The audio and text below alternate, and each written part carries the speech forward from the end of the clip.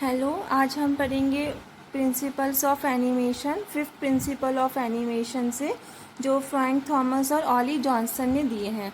तो ये follow through and overlapping action जो है हमारा, ये तीन टेक्निक्स पे बेस है। पहला है फॉलो थ्रू, सेकंड है ओवरलैपिंग एक्शन और थर्ड है ड्रैग। फॉलो थ्रू कहता है कि जो लूजली पार्ट्स हैं किसी भी बॉडी के, वो कंटिन्यू करते रहते हैं मूव होना जब तक हमारा कैरेक्टर स्टॉप हो जाए। उसके बाद भी क्या होता रहता है, मूव करते रहते हैं जो लूजली टाइट पार्ट्स हैं ऑब्जेक्ट के। सेकंड है ओवरलैपिंग फिनोमेना।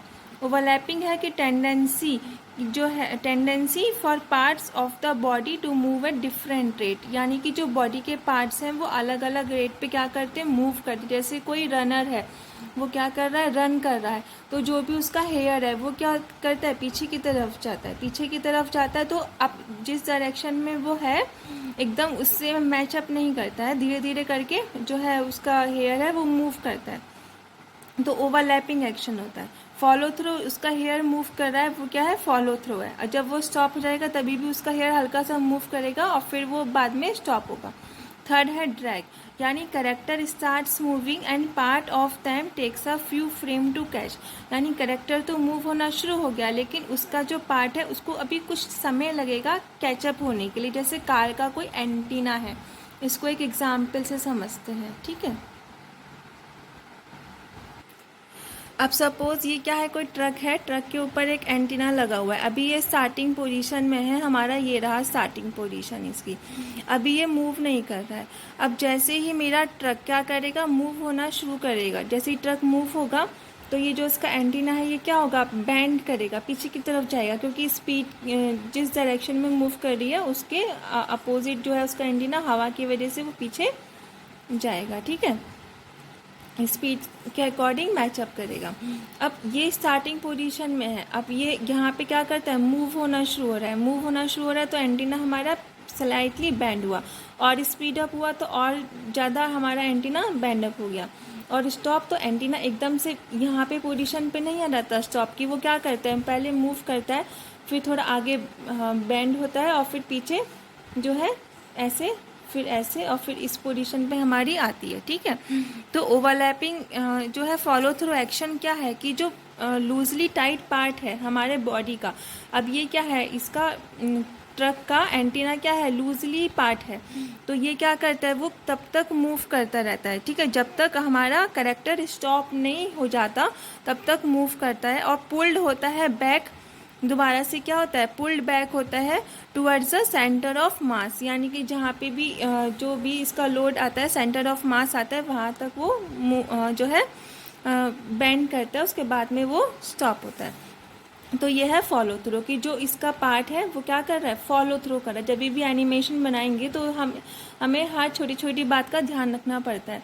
तो इस वजह से ही ये दिखाया गया है कि हमारा जो भी टाइट लूजली पार्ट होता है बॉडी का, किसी भी कैरेक्टर की बॉडी का, तो वो मूव करता है और जो है उसको फॉलो अप करता है। हाँ, जो बॉडी है उसको क्या कर रहा है, फॉलो अप कर रहा है। तो ये बॉडी है इसकी, और ये जो है एंटीना है, ये इसका क्या है, पार्ट है, तो ये क्या कर रहा है, उसको फॉलो कर रहा है जो भी स्पीड में वो जा रहा है। ओवरलैपिंग एक्शन क्या है, tendency for parts of the body to move at different rate, यानी कि अलग अलग रेट पे जो बॉडी मूव कर रही है कि उसकी टेंडेंसी क्या है। जैसे कि स्टार्टिंग पोजीशन पे था, तो जैसे कार आगे बढ़ी तो फिर वो ऐसा तो है नहीं कि ऐसे ही करके वो मूव कर गया, हमारा ये मूव ऑन होने लगा है, एंटीना नहीं, यानी कि अलग अलग रेट पे क्या करता है, मूव करता है। तो जैसे ही हमारी कार जो है ये स्टार्ट हुई, तो जैसे कार स्टार्ट हुई तो वो एंटीना धीरे धीरे करके जो है उसको फॉलो अप करेगा। अब थर्ड है ड्रैग, यानी करेक्टर क्या था, तो ये क्या हो रहा है, ये तो हो रहा है फॉलो अप, ठीक है, फॉलो अप हो रहा है ये। और ओवरलैपिंग क्या थी कि जिस रेट पे होना चाहिए था वहाँ पे नहीं है, इतना सा जो है अभी डिफरेंस है, ठीक है, इस पे होना चाहिए तो थोड़ा डिफरेंस आ रहा है, वेरिएशन कितना आ रहा है। ओवरलैपिंग यानी कि ये तो हमारी जो है मूव कर रहा है इतना स्पीड से, और एंटीना मूव कर रहा है अभी इतना स्पीड से। अब थर्ड क्या है टेक्निक जो थी इस प्रिंसिपल में, ड्रैग, यानी कैरेक्टर तो मूव होना शुरू हो गया लेकिन जो उसका पार्ट है उसको अभी थोड़ा टाइम लगेगा कैचअप करने के लिए। तो ये तो मूव होना शुरू हो गया था, परंतु एकदम से तो ये है नहीं कि स्पीड के साथ में जो उसका एंटीना है वो भी मूव होना शुरू हो गया, नहीं ना, उसने थोड़ा टाइम लिया कैच होने के लिए। तो ये क्या हो गया हमारा ड्रैग, कि कितना टाइम ले रहा है वो कैचअप करने के लिए। कुछ फ्रेम्स लग रहे हैं, जैसे कि अगर मैं बीच में यहाँ पे जो है ट्रक बना दूँ दोबारा से, तो वो क्या करेगा, अभी कैच होने के लिए टाइम लेगा एंटीना, ठीक है, एंटीना क्या लेगा, टाइम लेगा, ठीक है, यानी कि स्पीड में मूव करिए पर अभी भी हमको टाइम लग रहा है अभी कैच होने के लिए इसकी स्पीड के साथ इसके एंटीने को। अब जो नेक्स्ट प्रिंसिपल है एनिमेशन का वो है slow in and slow out. इसका बेसिक फंडा ये होता है कि हम फ्यूअर पिक्चर्स, बहुत ही कम पिक्चर ड्रॉ करते हैं in the middle of the animation to achieve realistic movement. यानी कि अगर हमको रियल में दिखाना है कि देखो रियल में ये चीज़ हो रही है, तो हम क्या करते हैं, कोई मूविंग ऑब्जेक्ट भी है तो उसमें हम जो फ्यूअर पिक्चर्स ड्रॉ करते हैं middle of the animation. Picture से क्या है फ्रेम, तो हम कम फ्रेम बनाते हैं एनिमेशन के मिडिल में और स्टार्टिंग पे और एंड पे क्या करते हैं, ज़्यादा बनाते हैं। जैसे फॉर एग्जाम्पल मान लो कि ये क्या है, एक कार है, ठीक है, तो अगर ये कार है तो अगर ये सपोज कि ये जो है इसका स्टार्टिंग पॉइंट है, ठीक है, और ये है इसका, ये इसका एंडिंग पॉइंट है, ये स्टार्टिंग पॉइंट है और ये इसका एंडिंग पॉइंट है। अब अगर मैं ये एकदम से यूँ दिखा दूँ तो पता थोड़ा चलेगा कि यहाँ से स्टार्ट हो रही है, यहाँ पे एंड हो रही है। तो हमारा फंडा क्या है, कार को हम स्टार्ट करते हैं और फिर धीरे धीरे उसको फीवर पिक्चर्स यानी बहुत ही कम फ्रेम बना रहे हैं बीच में धीरे धीरे, और लास्ट में एकदम फिर वो स्टॉप होके, तो लग रहा है ना कि स्टार्ट हो रही है, स्टार्ट हुई, फीवर पिक्चर्स ड्रॉ करें और फिर ये स्टॉप हुई, है ना। तो ये फिनोमेना यही कहता है कि हम जो बीच में कम फ्रेम्स रखेंगे और जो है इसके स्टार्टिंग में और मिडल्स में, ठीक है, स्टार्टिंग में और एंड में ज़्यादा फ्रेम रखेंगे और मिडल में कम फ्रेम रखना है, ताकि जो हमारा एनिमेशन है वो हमको रियल में होता हुआ दिखाई दे। नेक्स्ट प्रिंसिपल है आर्क। आर्क है, आर्क क्या है, नेचुरल एक्शन। कोई भी अगर आप नेचुरल एक्शन करते हैं तो वो ज़्यादातर जो नेचुरल एक्शंस जो होते हैं वो आर्क ट्रेजेक्ट्री फॉलो करते हैं, ठीक है। आर्क यानी कि इस तरीके से मूवमेंट, बिल्कुल स्ट्रेट मोशन में नहीं, कुछ ऐसे, कुछ इस तरीके से, यानी कोई अपना हाथ भी अगर हिला रहा है तो फिर वो ऐसे, जैसे हाई करते तो इस तरह, तो हम ऐसे करते हैं, कोई सिंपल यूं यूं तो नहीं करता है, ठीक है, तो वो क्या करता है, ऐसे करके ऐसे हाई करता है, ठीक है।